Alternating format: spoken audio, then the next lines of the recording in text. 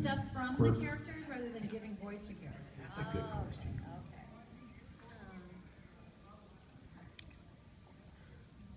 Okay. I think we've got one. No? I don't. No, I thought you.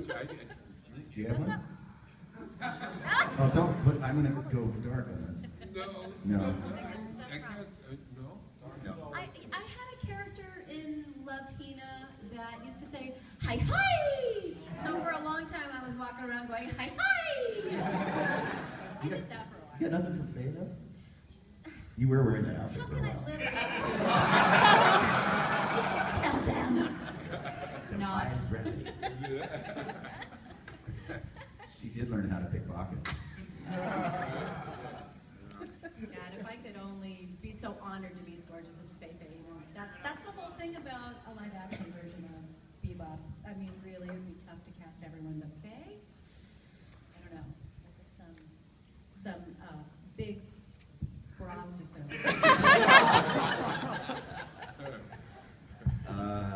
I almost picked up smoking. Almost. Oh, Yeah. wow. No, Mary, whenever we had any smoking scenes, Mary was a smoker, and she would put a cigarette in my hand, and she would make sure that I had a cigarette. Yeah. And it was funny because back then, before we had these things, I carried around one of those books, the Daytimers. And I would always, at the end of the session, I would always put my cigarette in my Daytimer just so I'd have it for the next session. And every single time the next session, I would open it up and just crud would fall out because it disintegrated in there. And she'd come up with another cigarette. So I didn't do the thing. But I found myself kicking a lot. I started doing like stupid martial arts stuff. And I studied a little bit of martial arts, but I was always so fascinated by how Spike moved. It was just amazing. And all I really got was the sloppiness. I didn't really get the technique. So. That was Bruce Lee's technique. Yeah, yes, it was. Yeah. Moving very similar, you know. Yeah, also sloppy. And wore shoes, much more uncomfortable shoes. Next. You didn't pick up any quirks? Oh, sorry. I'm trying to think of quirks. I can't think of any quirks. I'm just too smooth and too cool. I noticed that you did. What? You did have that smooth, kind of velvety voice. When you voiced Jet, you would kind of have a little bit of crackle in your voice, which the first time I noticed you using that was with Jet. I don't know if that's something you did before that. Kind of go up and that. Yeah, Spike was it's like that. Jet. Hey, Spike, time to eat.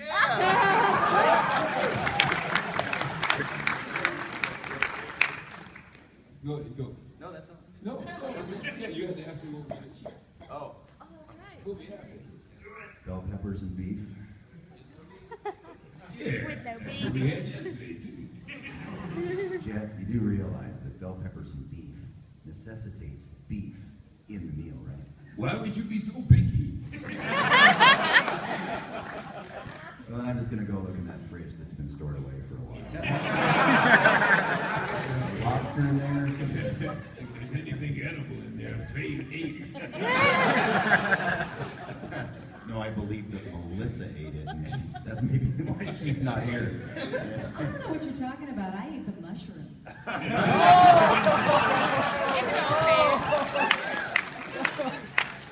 Spent a little swimming time in there, as I recall. It's hard to get out of the bathroom.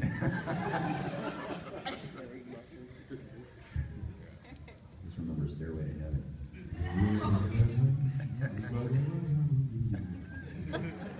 Do we have another question fired up and ready to go? Nice. Where? Oh, over there. Up with you. Okay, concerning Cowboy Bebop, You stand up. did you have any kind of like weird methods or rituals you did to get into character before recording session?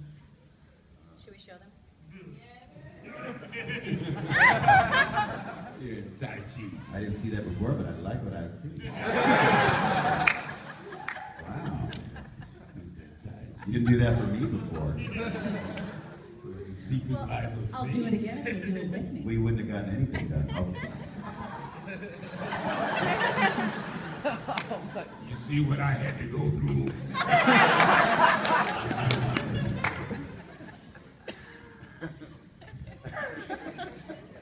I did interpretive dance. That's what I did to warm up. We didn't really have much warm-up time, right? Honestly, with ADR, with the kind of work that we're doing to picture, it's better if you just come in as an open slate, that you're not necessarily rehearsed. You want to be malleable through each take, and you want to be able to just deliver on the spot, because if you, as an actor, if you prepare dialogue, you tend to lock in a certain cadence. It's difficult to syncopate it and make it match picture. So honestly, like, our prep is get some coffee, get to work, and say, what are we going to make today? You know, it's very spontaneous. And, you know, I'm sure you're aware that we would go in the booth alone, and it's one at a time. And, of course, we would communicate. Steve would leave some obscene notes in the script for me. Tell me what I could do with certain body parts. Things like that. But can't be repeated here. But actually, I would look forward to I go into the booth and say, any notes? Let's see some notes, you know. Let's see some notes from Steve over here.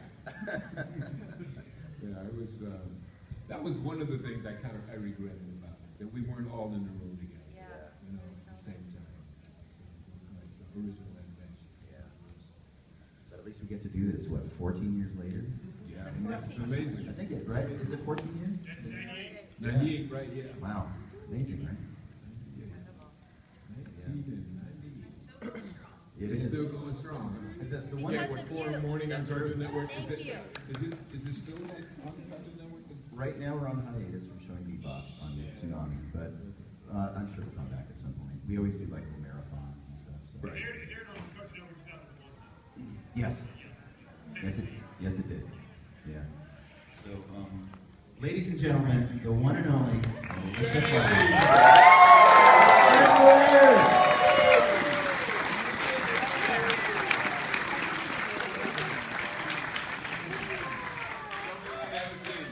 Haven't seen you in 2 minutes. I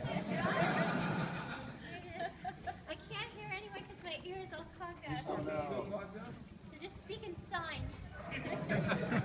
Just so you all know, the last 3 hours that Bo, Melissa, and I spent on the flight together is the longest visit we've ever had. And without being interrupted by beeps. And it was pretty glorious. My throat is so sore from laughing. How are you guys doing?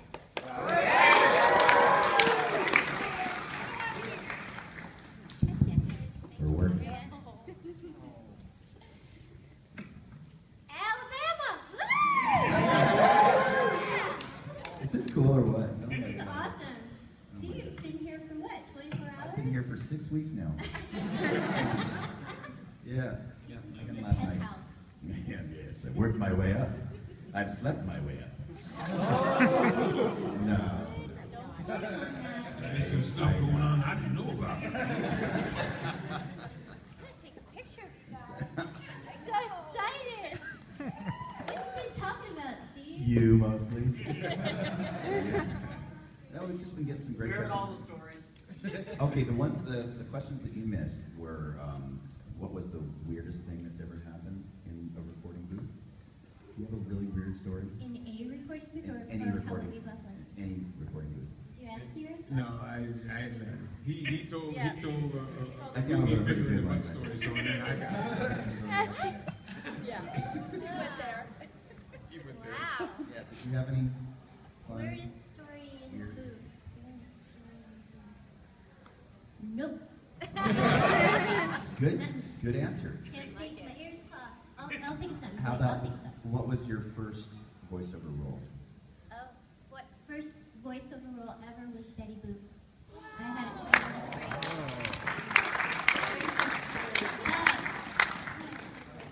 It was great. But my very first job that I almost got voiceover was Ariel in Little Mermaid. Wow!